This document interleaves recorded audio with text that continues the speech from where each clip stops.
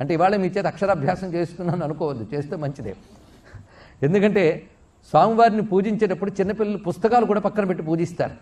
గణపతి సహస్రనామాల్లో గ్రంథరూపాయ నమః అని ఒక మాట ఉన్నది. గ్రంథస్వరూపుట్ట అని గ్రంథాలు పక్కన పెట్టి కలం పక్కన పెట్టి పూజిస్తారు. సరస్వతి పూజకి అలాగా గణపతి పూజకి ఇలా చేస్తారు. పిల్లల చేత ముఖ్యం చేయించాలండి.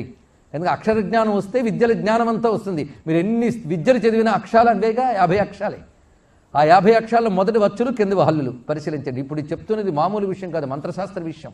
దీన్ని మాతృకా వర్ణ విజ్ఞానం అని కూడా అంటారు. పెద్ద విజ్ఞానం ఉందనుకోండి ఇందులో. కానీ గణపతి పైన చెప్పినవి ఆ నుంచి అమ్మహ ఇవన్నీ తలకాయట, క్రింద చెప్పినవి కా నుంచి క్ష వరకు ఇవి అచ్చులు హల్లులు అన్నారు. ఇందులో పై వాటికి ప్రాణాక్షరములు అని పేరు, క్రింద వాటికి ప్రాణ్యక్షరములు అని పేరు. ఇది అందరికీ అర్థమవుతుందండి. నేను తెలుగే చెప్తున్నాను, అక్షరాల గురించి చెప్తున్నాను.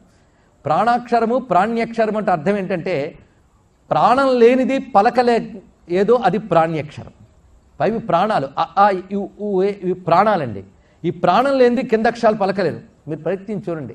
కా ఖా గా ఘా న్యా అంటున్నాం, కానీ కా అన్నామంటే ఇక్ ప్లస్ ఆ కలిస్తే కా వచ్చింది. ఆ ఇక్కి ఈ కలిస్తే కీ అయింది, ఊ కలిస్తే కూ అయింది. అంటే పైవి కలిస్తే కానీ కింద పలకలేరు. ఇక్కు ఇచ్చు ఇట్టు ఉంటూ అంటే ఆవిడకి ఏం లాభం లేదు. ఆ పైవి తగలాలి. అందుకే కింద వాటికి ప్రాణ్యక్షరములు అని పేరు పెట్టారు, పై వాటికి ప్రాణాక్షరములు పెట్టారు. అక్షరాలు అలాగే దిద్దాలండి. ఇంకోలా మీరు ఆ తర్వాత కా పెడితే అర్థం ఉండదు. అలాగే మన పెద్దవాళ్ళు చిన్నప్పుడు అక్షరాభ్యాసం అలాగే చేయించారు. ఇదంతా ఊరికిన అక్షరాలు కదా, ఇదంతా కలిపితే భగవంతుడు ఆకారం అన్నారు. చూడండి ఇక్కడ ఇదే మాతృకావర్ణ రూపణి లలితా శాస్త్రం ఇదే చదువుకుంటున్నాం. అందుకే కింద శరీరం బాగా పనిచేయాలంటే పైన తలల వల్లే అది పనిచేస్తుంది. అందుకే ప్రాణాక్షరాలన్నీ తలకాయిగా ఉంటూ ప్రాణ్యక్షరములన్నీ కంఠం నుంచి పాదం వరకు ఉంటే ప్రాణాక్షర ప్రాణ్యక్షరములు కలిపిన సమగ్ర అక్షర స్వరూపం గణపతి అన్నారు. ఇక్కడ కానీ గణపతి అంటే ఎవడు? అక్షరాల ఆకారమే గణపతి. ఈ మాట గుర్తుపెట్టుకున్నా చాలు, మిగిలివన్నీ తర్వాత ఆలోచించవచ్చు. ఇంకా వివరించి బోర్డు మీద కూడా బొమ్మ వేసి చెప్పచ్చు, అంత ఉందండి ఇక్కడ.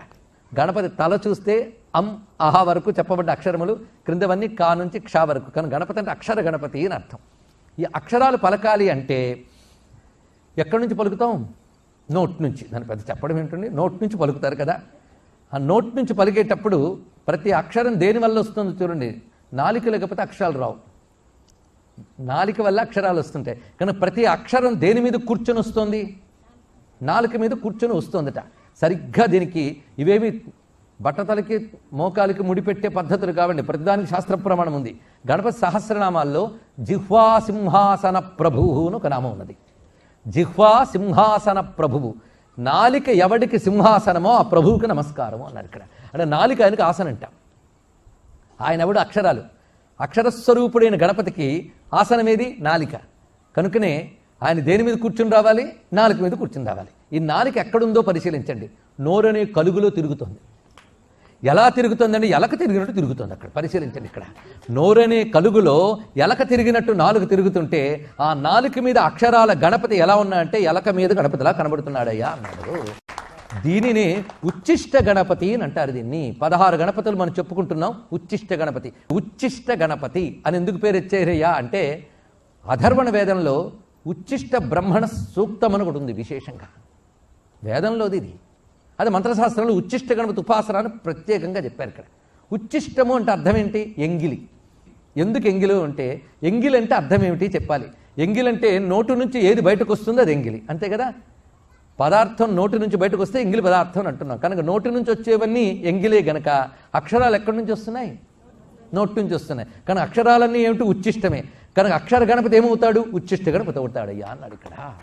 ఈ రహస్యం చెప్పాలి అంటే గణపతి అంశతో పుట్టిన ఒక ఋషి ఉన్నాడండి. ఆయన రమణ మహర్షి అనే మహానుభావుడిని మనకి వెలుగులోకి తీసుకొచ్చి మనకు చూపించాడు.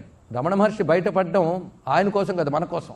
రమణ మహర్షిని మనకు తెలియజేసిన మహానుభావుడు కావ్యకంఠ వాసిష్ఠ గణపతిమని. ఆయన హేరంబోపస్థానం అని గణపతి తత్వాన్ని అద్భుతంగా ఆవిష్కరిస్తూ ఒక మాట అంటాడు. జిహ్వాస్థలే నాథ విగాహ్యమానం తామాహురుచ్చిష్టమిహచ్చలోక్త్యా అన్నాడు ఇక్కడ.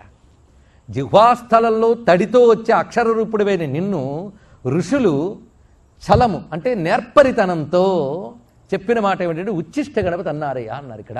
కనుక ఉచ్చిష్ట గణపతి ఎవరు? అక్షర గణపతి. ఇదంతా ఎందుకు చెప్పు? మూషిక వాహనుడు అంటే జిహ్వా సింహాసనం మీద నడయాడే అక్షర గణపతి. ఇది తెలుసుకోవాలి ఇక్కడ. అందుకే అలా మూషికాన్ని దండం పెట్టి గణపతిని కానీ మనం ఆశ్రయిస్తే పలుకులు పలకడానికి ఆశ్రయమైన వాక్ స్థానము వాక్కు. అది తెలుసుకోవాలి. ముందు నాలిక, తర్వాతి వాక్కు, ముందు మూషికం, తర్వాతి గణపతి. ఇది తెలుసుకోవాల్సింది ఇక్కడ. అంత అద్భుతమైనటువంటి మూషిక తత్వాన్ని మనం చెప్పుకొని అటువంటి మూషిక వాహనారూఢుడైన గణపతికి మనం నమస్కారం చేస్తూ, సర్వ విద్యలకి పతి గనక గణపతిని ఈశాన సర్వ విద్యానాం అన్నట్లుగా మనం భావన చేస్తూ, అక్షరములకు ఆయనే పతి, స్వరములకు కూడా ఆయనే పతి.